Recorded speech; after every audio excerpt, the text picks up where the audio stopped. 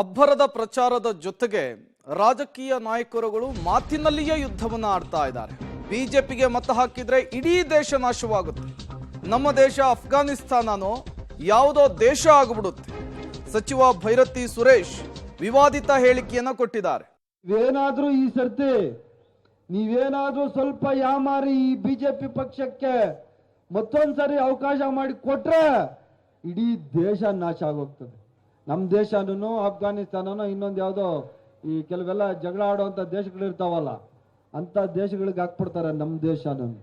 ಆದ್ರಿಂದ ನಾನು ಕಳಕಳಿಯಾಗಿ ತಮ್ಮಲ್ಲಿ ಮನವಿ ಮಾಡ್ತಾ ಇದ್ದೇನೆ. ಕಾಂಗ್ರೆಸ್ ಪಕ್ಷದ ಸ್ನೇಹಿತರು ಬಹಳಷ್ಟು ಜನ ಇದ್ದೀರಿ, ಆದರೆ ಒಂದೇ ಒಂದು ನಮ್ಮ ಸಮಸ್ಯೆ ಅಂದರೆ ಈ ಬಿಜೆಪಿ ಅವ್ರ ಥರ ಮನೆ ಮನೆಗೆ ಹೋಗಿ ನಾವು ಚುನಾವಣಾ ಪ್ರಚಾರ ಮಾಡೋದಿಲ್ಲ. ಬರೀ ರೋಡಲ್ಲಿ ಸ್ಲೋಗನ್ ಹಾಕೊಂಡು ಗೇಟಲ್ಲಿ ಆ ಪಾಂಪ್ಲೆಟ್ ಇಟ್ಬಿಟ್ಟು ಟಾಟಾ ಬಾಯ್ ಬಾಯ್ ಅಂದ್ಬಿಟ್ಟು ಕಾಂಗ್ರೆಸ್ ಕೋಟ್ ಹಾಕಿ ಅಂತ ಹೋಗ್ಬಿಡ್ತೀರಿ. ಆದರೆ ಈಗ ಸಮಯ ಚೇಂಜ್ ಆಗಿದೆ. ಜನಗಳನ್ನ ಮನವೊಲಿಸೋ ಕೆಲಸ ಆಗಬೇಕು, ಜನಗಳಿಗೆ ಮನವರಿಕೆ ಮಾಡುವಂತ ಕೆಲಸ ಆಗಬೇಕು. ಬಿಜೆಪಿ ತರ ನೀವೇನು ಸುಳ್ಳು ಹೇಳುವಂತ ಅವಶ್ಯಕತೆ ಇಲ್ಲ.